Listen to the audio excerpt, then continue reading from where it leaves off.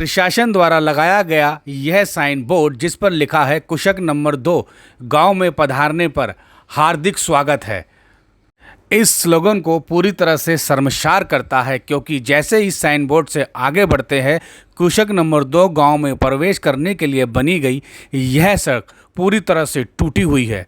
सड़क पर सैकड़ों गड्ढे बने हुए हैं।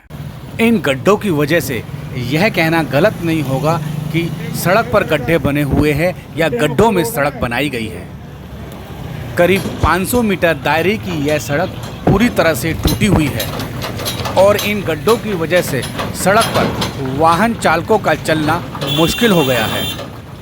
सड़क की बद से बदतर हालात हो चुके हैं, लेकिन कोई भी सरकारी विभाग इस सड़क को दुरुस्त करने के लिए अभी तक आगे नहीं आया है और इसका खामियाजा इस रोड से गुजरने वाले वाहन चालकों को लंबे समय से भुगतना पड़ रहा है। पिछले कई महीनों से यह सड़क इसी तरह से टूटी, जर्जर और ऊबड़-खाबड़ है।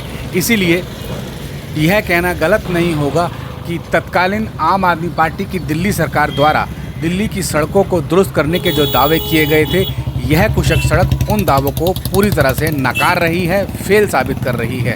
इतना ही नहीं, पिछले 100 दिनों से दिल्ली में आम आदमी पार्टी की सरकार नहीं है, भारतीय जनता पार्टी की सरकार है और पिछले दिनों दिल्ली सरकार के लोक निर्माण विभाग मंत्री परवेश साहिब सिंह वर्मा ने दावा किया था कि दिल्ली की सड़कों के करीब 3400 गड्ढे भरे गए हैं, लेकिन इस सड़क को देखकर नहीं लगता कि यहाँ पर एक भी गड्ढा भरा गया होगा। सड़क पर करीब 100 से अधिक गड्ढे हैं, लेकिन किसी भी गड्ढे की मरम्मत दिखाई नहीं दे रही है।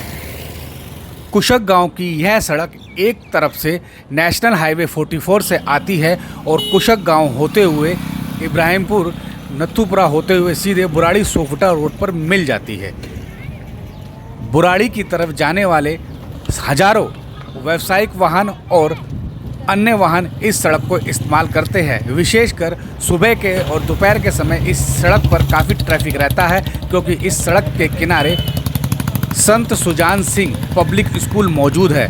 सुबह और दोपहर के समय सैकड़ों वाहनों का यहाँ पर आना रहता है। विशेषकर अनेकों ई रिक्शे यहाँ पर आते हैं और कई बार देखा गया है कि बच्चों से भरे हुए रिक्शे यहाँ पर पलट गए हैं क्योंकि गड्ढे वाकई में बहुत गहरे हैं। यह सड़क बुराड़ी और बादली विधानसभा क्षेत्र को आपस में जोड़ती है, लेकिन दोनों ही ओर के विधायकों ने इस सड़क की मरम्मत के लिए अभी कोई प्रयास नहीं किए हैं। संत सुजान सिंह पब्लिक स्कूल में आने वाले अभिभावकों और बच्चों को इस सड़क से खासकर दिक्कतें हो रही है। जानकारी यह मिली है कि उपरोक्त सड़क पर दिल्ली जल बोर्ड द्वारा पाइपलाइन बिछाने का कार्य किया गया था। इसके बाद एक हिस्से में तो दिल्ली जल बोर्ड ने कोई मरम्मत भी नहीं की है और जिस हिस्से की मरम्मत की है उसमें बेहद घटिया स्तरीय सामग्री लगाई गई है, जिसकी वजह से वह सड़क भी जगह जगह से बैठ गई है और इसी की वजह से सड़क पर सैकड़ों गड्ढे बने हैं। जिस भी ठेकेदार ने इस सड़क की मरम्मत का कार्य किया था उसने बेहद लापरवाही तरीके से सड़क का निर्माण किया था।